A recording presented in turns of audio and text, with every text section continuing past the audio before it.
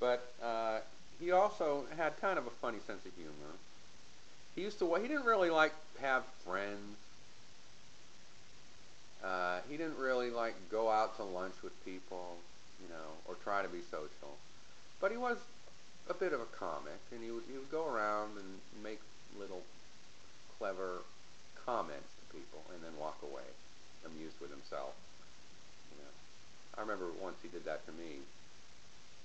I played a game with Stuart, and of course Stuart was a heck of a lot better than me. And I was playing a game with him, and Stuart won a pawn, and then he won another pawn. Really, I probably should have resigned after he won the second pawn, but I hung around long enough for him to win a third pawn, and then finally I resigned. And then after the game, Boris came up to me. He said, "How you lose 3 pawns?"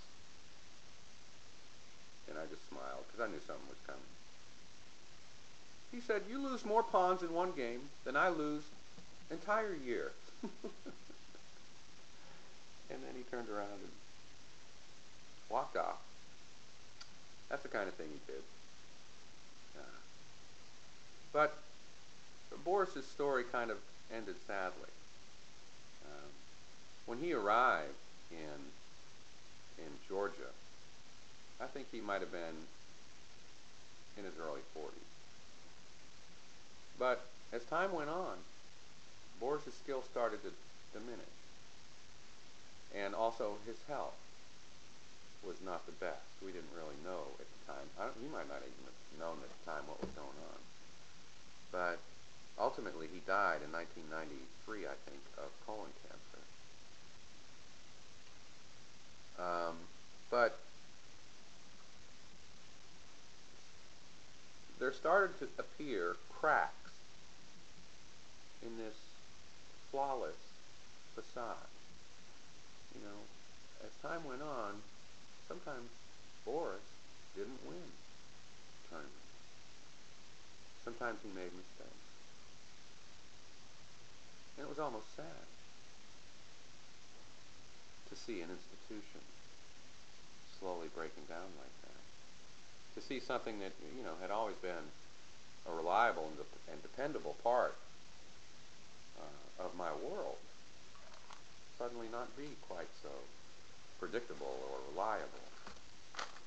And I was kind of involved in his fall. We were at one of the bigger tournaments in the South. It was a wonderful tournament held over the holidays in Crossville, Tennessee, called the Fairfield Glade Open. Pretty big tournament. All the good players in the South went to that tournament. And I think it was probably the second round. Boris had won his first game. I had won my first game. And we were paired to play in the second round. Normally a chess tournament. The Fairfield Glade, I think, was 6 rounds long, maybe 7.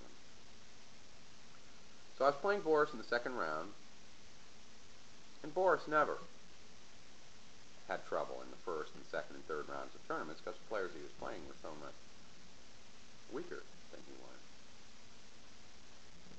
But I had the white pieces, and I wasn't ever afraid, and I knew, sort of the principle of chess required me to kind of, be the attacker, take the offensive. I mean, realistically, if you stop to think realistically, your chances of beating someone 600 points, rated 600 points higher than you, are nil, basically. But you still have to do what, you're supposed to do. It doesn't help to play passively either. So you might as well go down with your guns blazing. And that was the attitude I took. And also I felt it was always an honor to play someone that strong.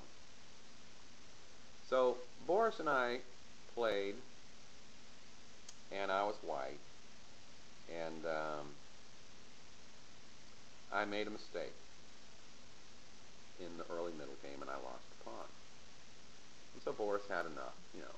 he didn't even need an advantage of an entire pawn to win a game. Usually he had a much smaller advantage than that, and nursed it to an end game where he could convert his very small, positional or strategic advantage into a win. But I lost the pawn right away, but I kept playing because the game still was, somewhat complex, and theoretically anyway, it would be possible for him to overlook something.